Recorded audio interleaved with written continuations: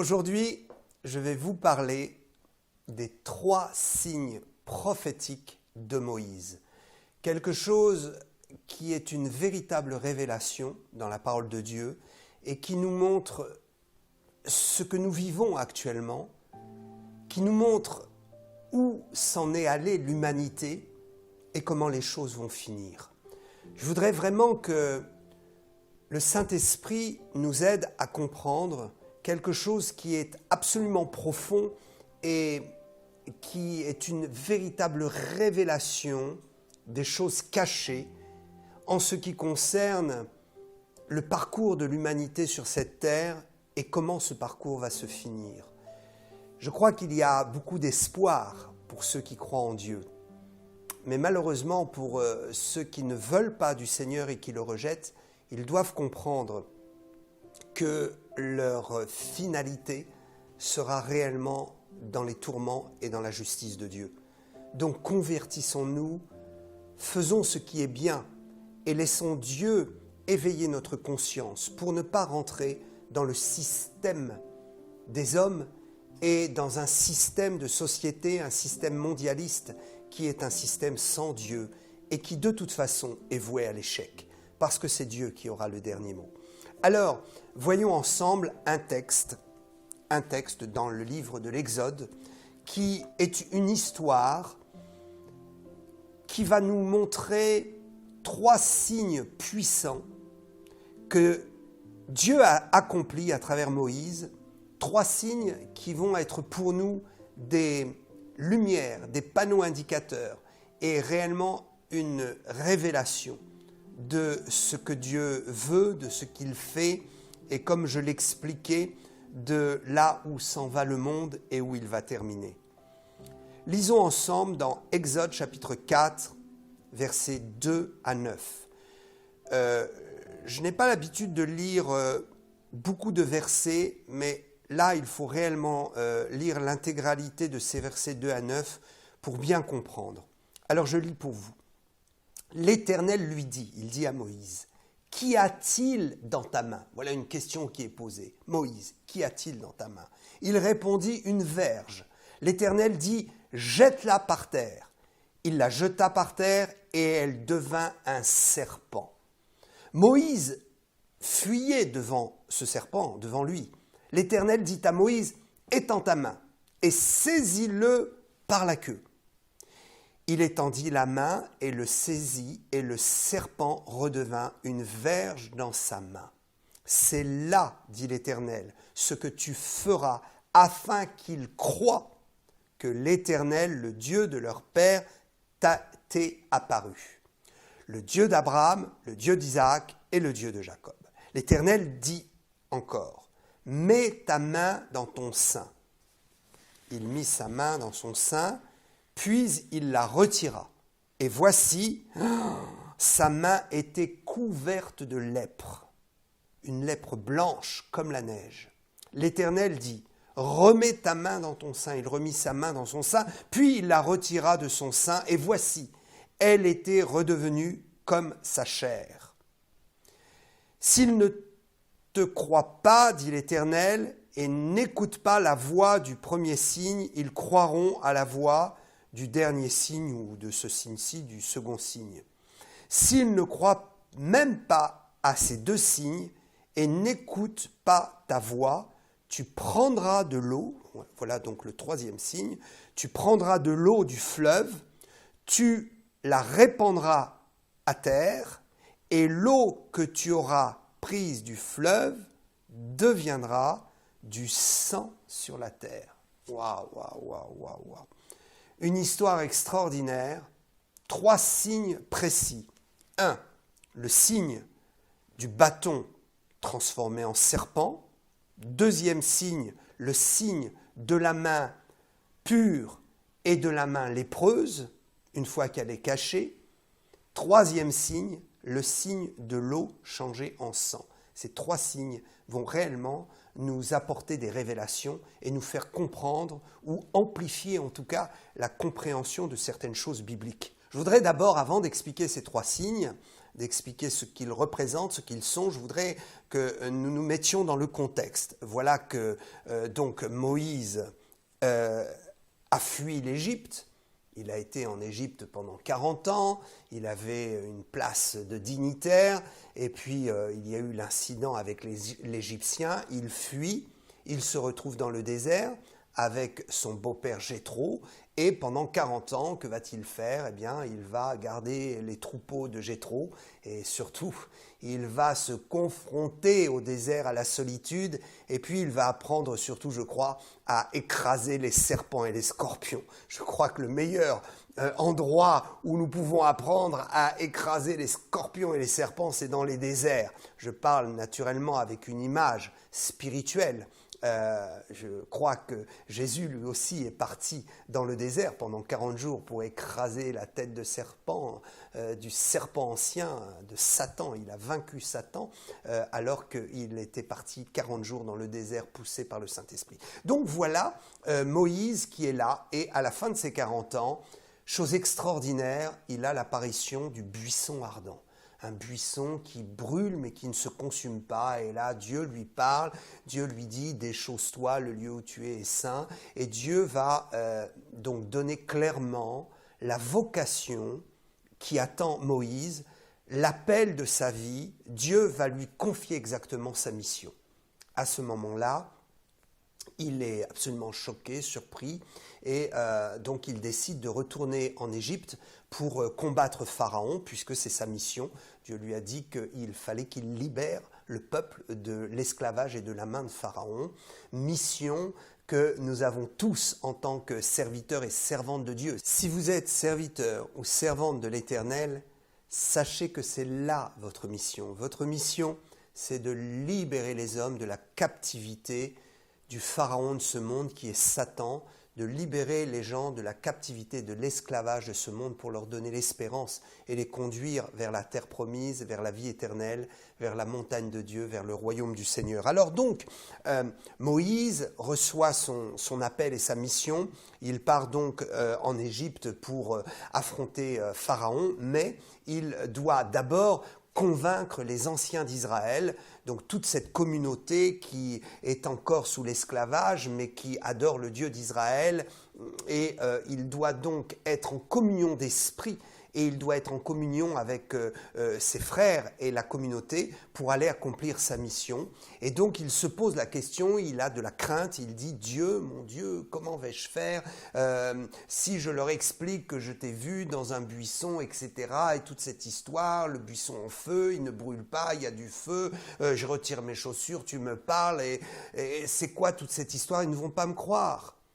Et Dieu lui dit « Écoute, je vais t'envoyer et tu feras des signes devant eux pour qu'ils croient que c'est moi qui t'ai parlé. » Je crois que parfois les ministères ont besoin d'être reconnus par le corps de Christ, par le fait qu'ils doivent aussi démontrer la puissance de Dieu.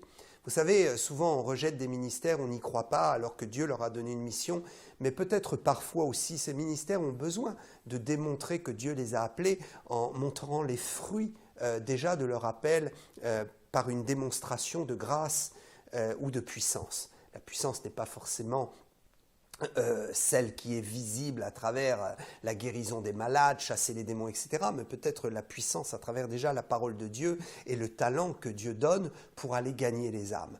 Je ferme ici la parenthèse, donc Moïse est là, il se pose la question et Dieu lui dit « Écoute, tu vas faire des signes, moi je t'ai oint, tu as la puissance, tu vas faire des signes devant eux et tu vas les convaincre. » Et donc ces trois signes-là vont être en fait des signes très très importants qui sont dans le cœur de Dieu et dans la pensée de Dieu bien plus qu'un moyen pour convaincre les anciens d'Israël, bien plus qu'un moyen pour rassurer Moïse. C'est réellement une projection de quelque chose de prophétique qui nous aide à comprendre, comme je l'ai expliqué auparavant, qui nous aide à comprendre où va l'humanité, pourquoi on en est là, qu'est-ce qu'il se passe et où et comment ça va finir. Donc ces trois signes sont très très importants au niveau prophétique.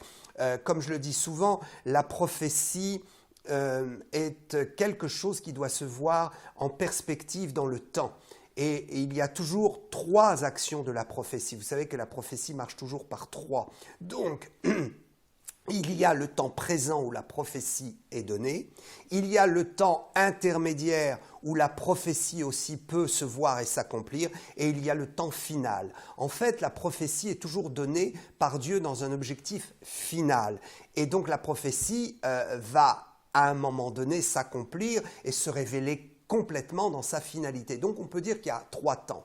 Et donc dans les 3 signes ici, qui sont 3 prophéties, nous allons voir dans l'ensemble de ce que Dieu veut dire, un accomplissement du temps de Moïse, évidemment, au moment où il a donné ses signes, un accomplissement du temps du parcours de l'humanité jusqu'à nos jours, et un temps d'accomplissement définitif dans les jours que nous vivons et dans les jours de tribulation qui vont arriver. Donc, ceci est un aspect prophétique qui vient compléter ce que dit déjà l'Apocalypse et ce que nous avons déjà pu dire à nombreuses reprises depuis les temps troublés, depuis 2019, avec toute cette histoire de virus. Bien. Alors, je vais d'abord détailler tout de suite, pour ne pas vous laisser dans le suspense, je vais d'abord vous dire à quoi correspondent ces 3 signes et puis nous allons les détailler. Donc le signe du serpent correspond clairement au signe du pouvoir mondialiste, du nouvel ordre mondial, du pouvoir entre les mains des hommes. Le signe de la main, donc normale, pure, saine, qui devient lépreuse et qui redevient normale, nous parle de la tromperie, de l'hypocrisie des dirigeants de ce monde et nous parle de ce système qui est en fait un système très trompeur qu'on appelle la démocratie. La démocratie est en fait une dictature qui est sournoise et bien cachée et qui est un outil de manipulation très fort entre les mains des dirigeants. Démocratie d'ailleurs qui a commencé subtilement avec les Grecs et toute la philosophie grecque. Mais peut-être nous aurons l'occasion de détailler cela. En tout cas, le deuxième signe représente vraiment la tromperie des dirigeants et la falsification de ce qu'ils nous montrent en apparence et de ce qui est caché derrière, qui est hideux. Le signe de l'eau et du sang nous parle clairement de la famine. Alors, nous allons commencer par le signe du serpent, donc de la verge, du bâton et du serpent. D'abord, je voudrais dire ici tout de suite qu'il ne faut pas confondre cet épisode où Moïse a jeté son bâton qui s'est transformé en serpent avec l'autre épisode où Moïse se présente avec Aaron devant Pharaon et où là, Moïse demande à Aaron, c'est plus Moïse qui jette son bâton, mais il demande à Aaron de jeter son bâton, et le bâton d'Aaron se transforme en serpent, et puis mange les bâtons transformés en serpent des magiciens de Pharaon. Donc ça, c'est lorsque Moïse va aller ensuite, une fois qu'il a convaincu par ces 3 signes, qu'il a convaincu les anciens d'Israël, ensuite il va devant Pharaon et devant Pharaon, il va également faire ce signe-là et c'est pas lui qui le fait d'ailleurs, comme j'ai dit, c'est Aaron et donc on peut comprendre que Moïse avait très certainement initié Aaron à pouvoir faire ce genre de miracle. N'ayons pas peur, ce n'est pas du tout de la sorcellerie, ce n'est pas de l'initiation, c'est tout simplement que Moïse, à un moment donné, dans ses signes, a été impacté par la puissance de Dieu et était capable de reproduire à nouveau ce signe. Si, après tout, les magiciens de Pharaon étaient capables de faire ça couramment, pourquoi est-ce qu'un homme de Dieu ouin ne serait pas capable de reproduire un signe qu'il a déjà fait? Donc sachez que lorsque Dieu nous a impactés de sa puissance et que nous avons guéri quelqu'un, nous sommes capables de guérir d'autres personnes. Peut-être certains serviteurs ou servantes de Dieu ont été surpris. Un jour, ils ont prié le monsieur qui boitait avec sa canne a jeté la canne. Il dit « Oh, ben, j'ai fait ça ce jour-là, mais c'est fini. » Non, si vous l'avez fait une fois, c'est que vous avez été impacté, imprégné, qu'il y a quelque chose qui s'est passé dans votre conscience, dans votre esprit, quelque chose dans la puissance de la foi en vous, et donc vous êtes capable de le refaire, bien sûr. Donc, c'est intéressant de voir que Moïse a dû connecter à Aaron dans cette puissance, et Aaron était capable de le faire. Donc, ce dont je viens de parler ne se trouve plus dans le texte que je viens de lire, mais plutôt plutôt dans Exode. Si vous voulez, vous pourrez le lire dans Exode chapitre 7, verset 9. Donc, le deuxième point que je voudrais signaler à propos du bâton et du serpent, c'est une remarque. Peut-être vous avez déjà entendu prêcher d'ailleurs à ce sujet. Dans le temps, je me souviens que j'ai prêché sur ce fait, la question de Dieu, la question qu'il nous pose. Mais dans ces temps difficiles, dans ces temps troublés, dans ces temps où tu es confronté à la puissance de Satan, parce que c'est Moïse qui était confronté, qui allait être confronté à la puissance de Satan, Dieu lui dit, mais tu dis que tu n'as rien, que tu n'as pas de puissance, tu n'as rien, mais tu as quelque chose, regarde ce que j'ai mis dans ta main. Regarde donc ce que j'ai mis dans tes mains. Tu trouves que c'est un bâton insignifiant, mais j'ai mis ma puissance entre tes mains. Ne sous-estimons pas, ne sous-estimez pas les talents que Dieu vous a donnés. Ne sous-estimez pas les outils, les opportunités que Dieu a mis entre vos mains. Vous pouvez transformer les choses et vous pouvez surtout, à partir de quelque chose qui est apparemment matériel, insignifiant, faire sortir la puissance et l'onction qui est dans ce que Dieu vous a donné. Peut-être Dieu vous a donné de l'argent, peut-être vous êtes quelqu'un qui a vraiment des moyens et vous ne savez pas, vous dites mais Dieu, comment je peux te servir, qu'est-ce que je peux faire? Et Dieu dit mais regarde ce que tu as entre les mains, tu as de l'argent, transforme cet argent en puissance, injecte-la dans de vrais ministères, fais l'évangile avec ça, regarde, ne dis pas que tu as rien.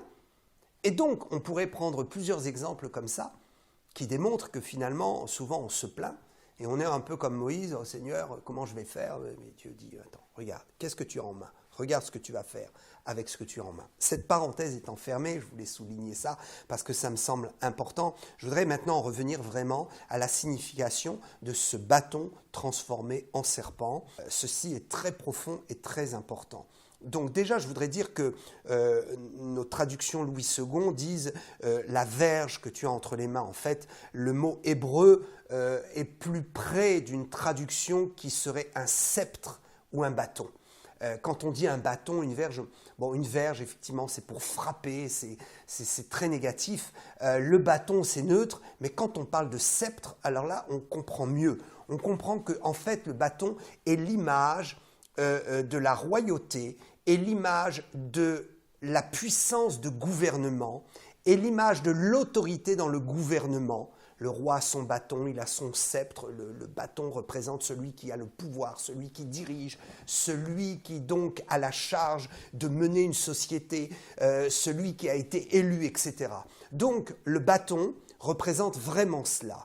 Et Dieu avait donné, donc on comprend, que Dieu a donné à ses serviteurs, à ses prophètes, l'autorité, le gouvernement pour l'Église de Jésus-Christ, pour amener les chrétiens dans une vie de gloire, de sainteté, pour les amener dans le royaume de Dieu. Mais cela veut dire aussi qu'à ce moment-là, Moïse est en train de donner l'image très claire de ce qui se passe lorsque nous, les chrétiens, nous arrêtons de nous battre, de nous défendre, et que nous laissons les gens du monde tout faire, et que nous laissons les gouvernements tout faire, et que nous remettons tout entre les mains des païens.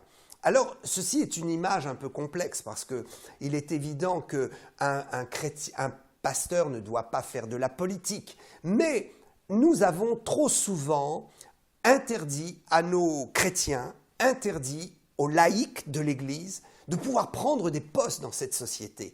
Et en fait, qu'est-ce qu'on a fait? En retirant l'Église des postes importants de la société, nous avons abandonné le pouvoir totalement à nos élus qui font n'importe quoi, qui n'ont pas Dieu, et qui vont précisément transformer ce bâton en serpent. Quand le pouvoir n'est plus entre les mains de Dieu et qu'il est entre les mains des hommes, les hommes ne sachant pas manier le pouvoir font n'importe quoi et sont sous la domination de l'ennemi, et donc leur pouvoir devient un pouvoir qui est un serpent venimeux, qui est un serpent néfaste. Comprenons, quand Adam était dans le jardin d'Éden, il avait le sceptre pour gouverner la terre. C'est lui, en tant qu'homme de Dieu, en tant que connaissant la voix du Seigneur, pouvait instituer un gouvernement sur cette terre, pouvait donc établir des sociétés.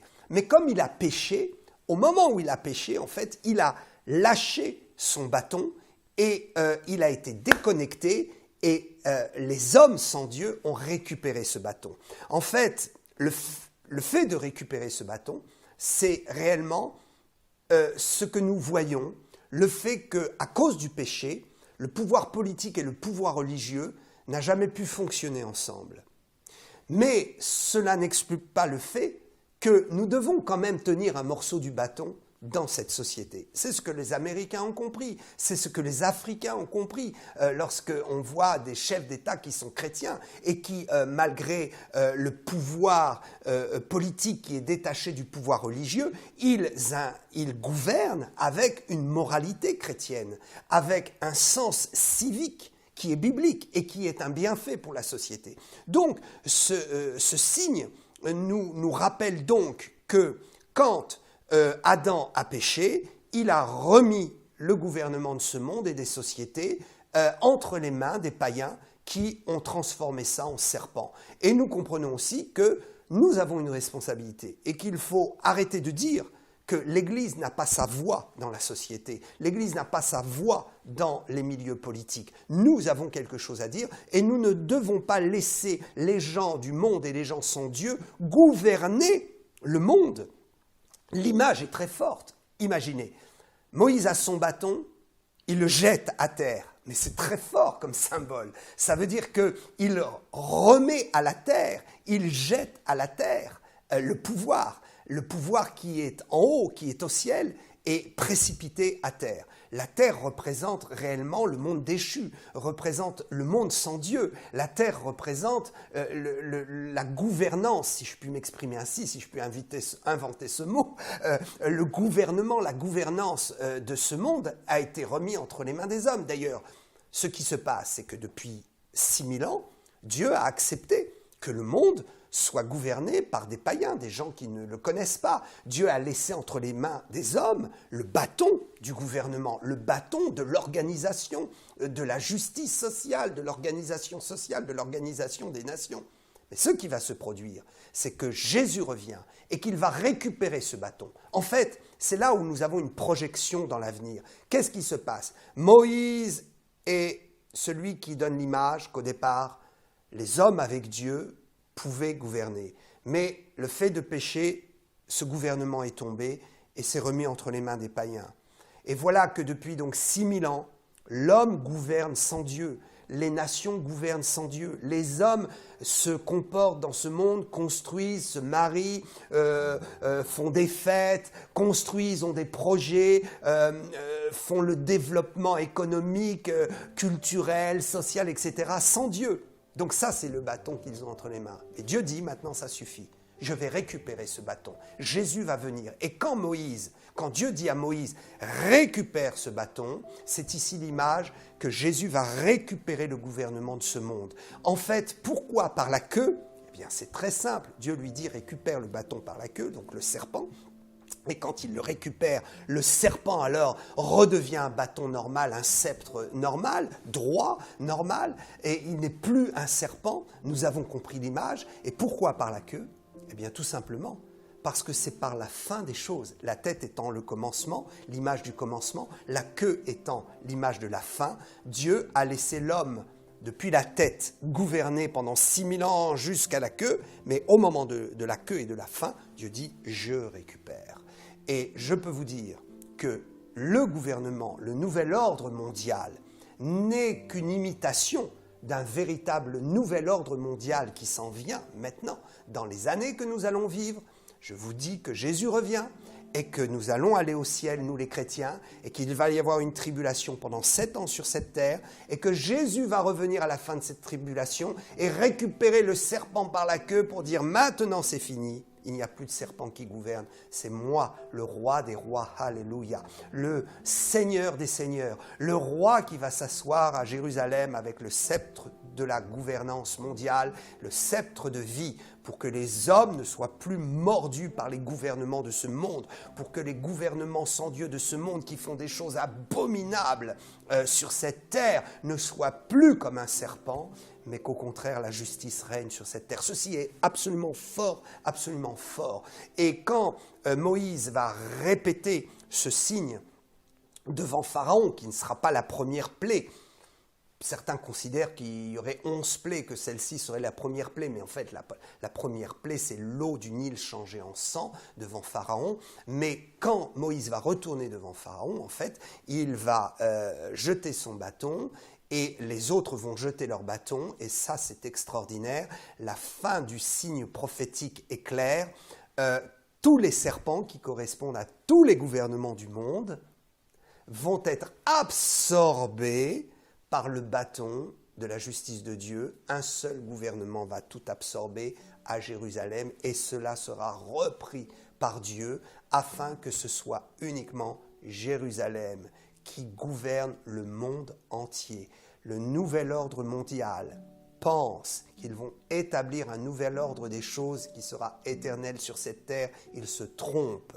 Parce qu'il vient un nouvel ordre mondial, oui, celui de Jésus-Christ. Voilà le signe extraordinaire de ce que Dieu avait demandé à Moïse de faire devant les anciens. Et pourquoi d'abord devant le peuple de Dieu? Parce que le peuple de Dieu doit d'abord être connecté à la vérité et savoir que Dieu va mettre un terme à tout ça.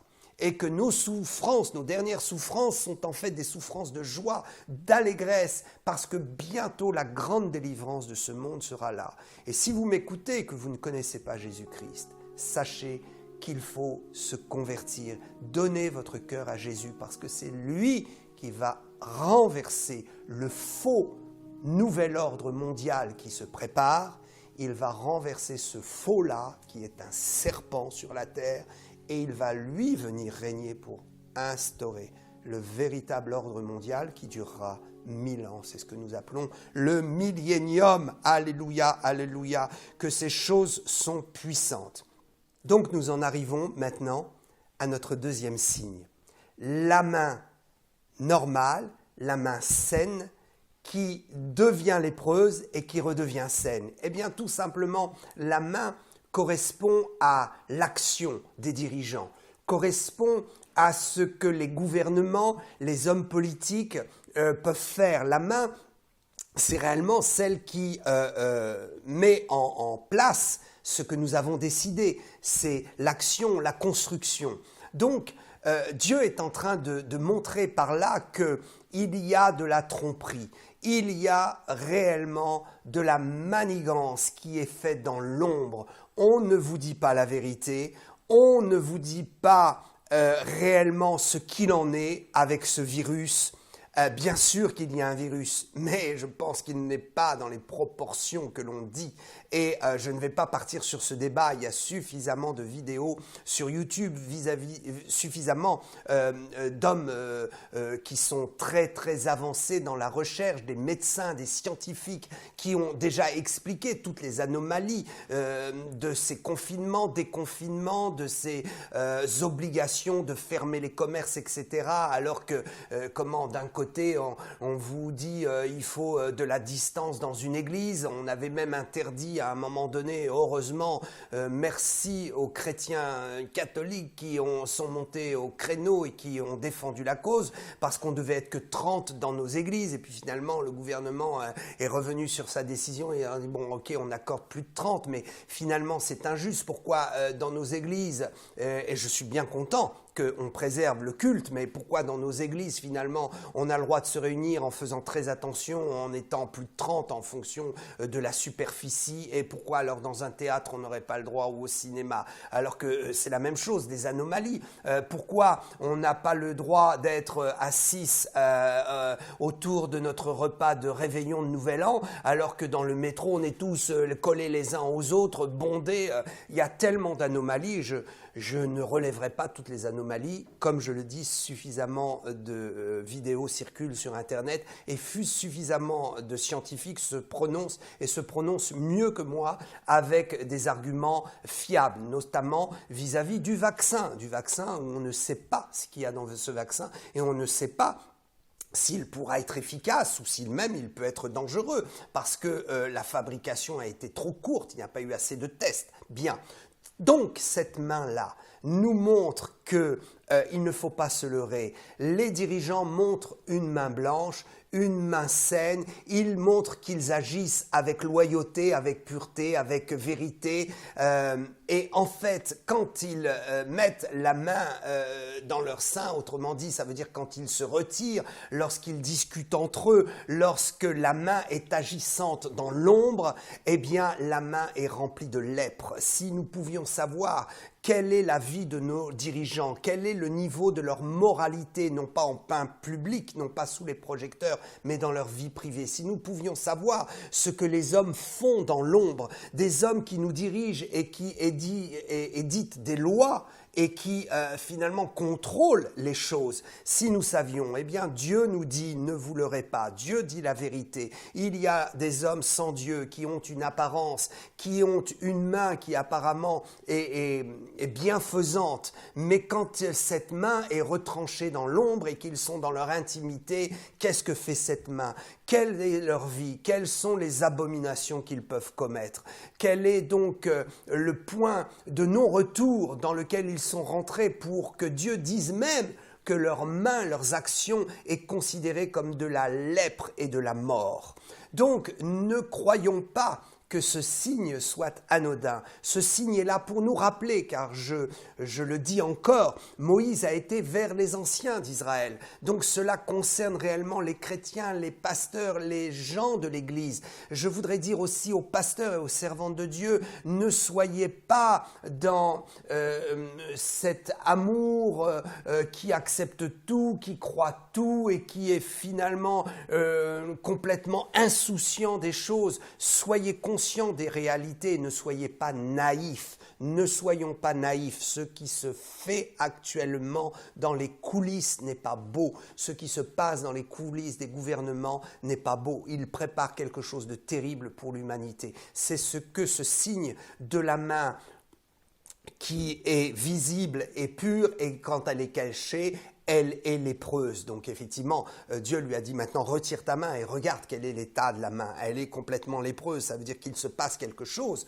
dans le cœur des dirigeants qui n'est pas beau. Alors, je voudrais donner une image avec ça et puis revenir aussi à une image biblique qui est très très forte. D'ailleurs, cette image n'est pas de moi, elle est relevée aussi par on va dire le judaïsme, qui parle du porc, du cochon. En fait, vous voyez, le cochon est un animal très particulier. Pourquoi ? Parce que l'animal montre finalement qu'il a les signes de la cachérisation, si je puis m'exprimer ainsi, c'est-à-dire qu'il montre comme s'il montre qu'il est un animal pur qui peut être consommé.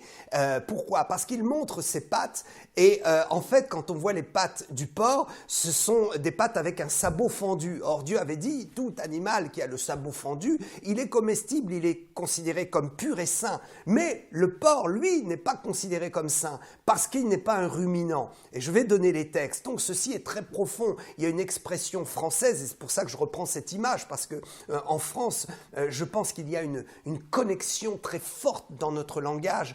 Je crois que dans la langue française, il y a réellement des points de connexion très très forts avec le monde spirituel. Et beaucoup de nos expressions françaises sont en fait le reflet de choses très profondes que l'on peut découvrir dans la parole.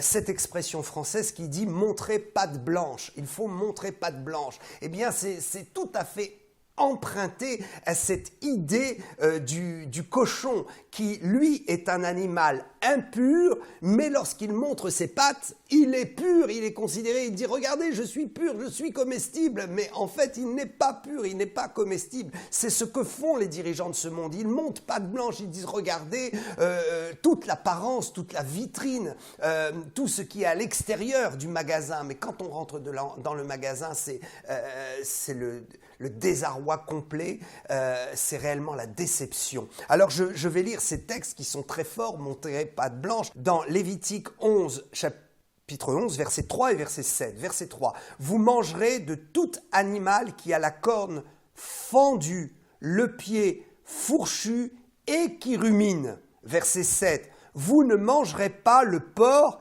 qui a la corne fendue. » Donc, cependant, lui, il commence à correspondre aux critères d'un animal pur, mais cependant, le verset 7 dit « Vous ne mangerez pas le porc qui a la corne fendue et le pied fourchu. » Donc au niveau des pattes, oui, c'est bon.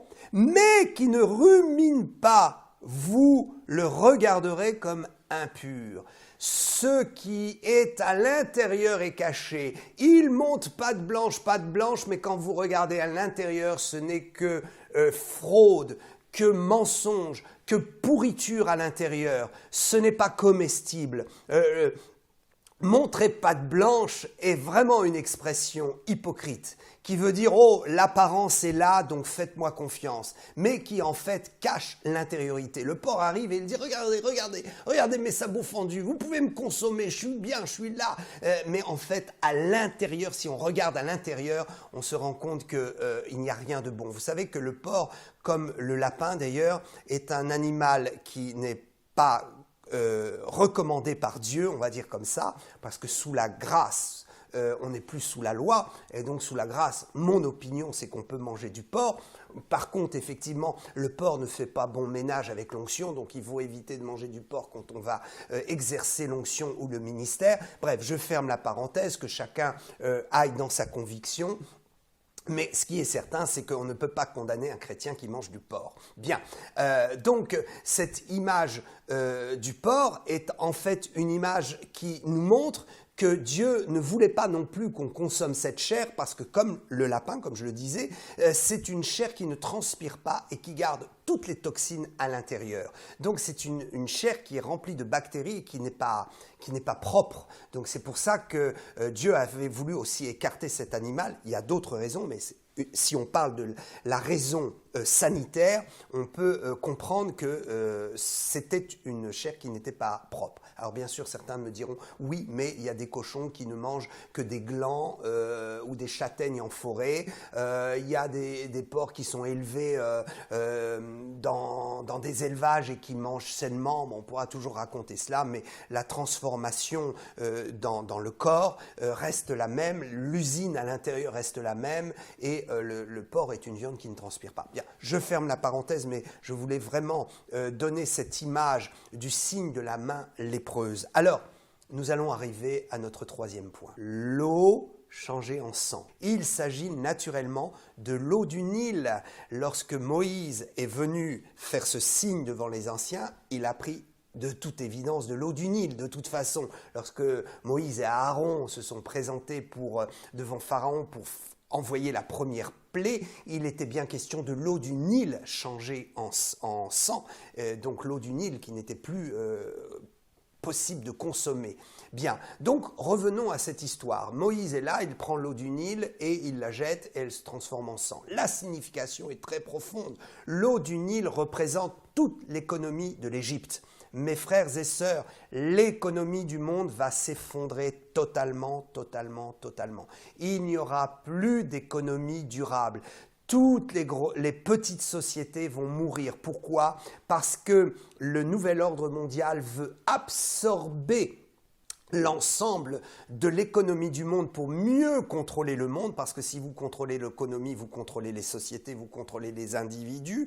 Donc ils vont faire mourir toutes les petites sociétés au profit des grosses sociétés qui vont s'emparer de la part du gâteau. Et pour arriver à cela, ils sont d'accord pour détruire l'économie du monde. Donc ce signe-là montre que l'économie du monde va être complètement mise à terre.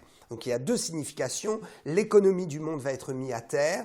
Et puis ensuite, donc, nous serons au ciel. L'économie semblera repartir. L'économie semblera repartir et les hommes diront paix et sécurité. Mais à ce moment-là, Dieu viendra et frappera l'économie du monde lui-même pour que les gens n'aient plus rien et se tournent vers lui. Donc, le signe de Moïse qui change l'eau en sang devant les anciens, ça c'est préfiguratif et prophétique de l'économie qui va chuter terriblement et qui va complètement disparaître. La monnaie va disparaître, il va y avoir un nouveau système de monnaie qui sera crypté, qui sera informatisé, qui sera numérique. Et donc nous allons commencer à voir cette première transformation. Et puis quand nous serons partis, alors Dieu viendra encore sur terre pour frapper de la première plaie d'Égypte. Et donc là, l'économie du monde s'effondrera, mais ça ne sera plus de la volonté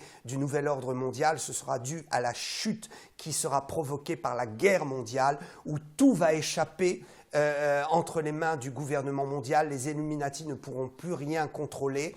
Il y aura une guerre mondiale. Ils monteront à ce moment-là contre Jérusalem, et c'est là où Dieu interviendra et où Dieu va venir et Jésus va venir pour assainir à nouveau les finances du monde entier et l'économie qui n'aura plus du tout le même fonctionnement pendant le millénium. Donc pour rester clair et simple, l'eau du Nil correspond à l'économie de l'Égypte.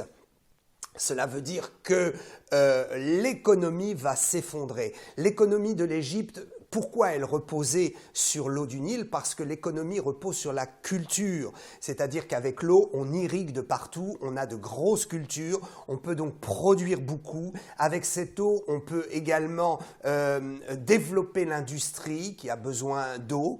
On peut développer beaucoup de choses. L'eau, c'est la vie, comme on dit. Et donc, un pays qui est bien alimenté en eau est un pays qui économiquement au niveau de l'agriculture peut vite se développer.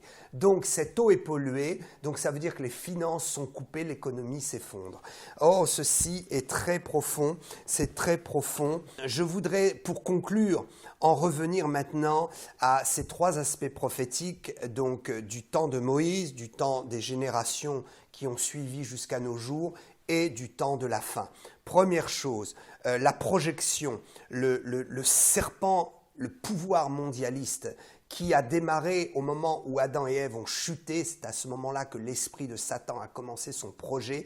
Nous avons donc vu ce bâton entre les mains de mauvais dirigeants qui donc ont transformé ce pouvoir en serpent contre l'humanité. Il s'agissait donc de Pharaon du temps donc de Moïse, mais avant Pharaon, il s'agissait de Nimrod qui a, comme je l'expliquais tout au début, qui a fait finalement ce que les Grecs ont repris, qui avait commencé à bâtir une société qui n'était pas totalitaire parce qu'il s'était rendu compte que le totalitarisme, l'autorité sur les peuples n'amenait à rien, n'amenait qu'à des révoltes et ne pouvait pas contenir la discipline et ne pouvait pas soumettre les gens durablement. Donc Nimrod avait déjà inventé ce système démocratique. En fait, faire croire que l'on donne la voix au peuple, qu'on questionne le peuple, qu'on interroge le peuple, qu'on se soucie du peuple et qu'on essaie de discuter avant d'établir des lois. Mais en fait, tout cela, ce n'est qu'un mensonge. La démocratie actuelle est en fait une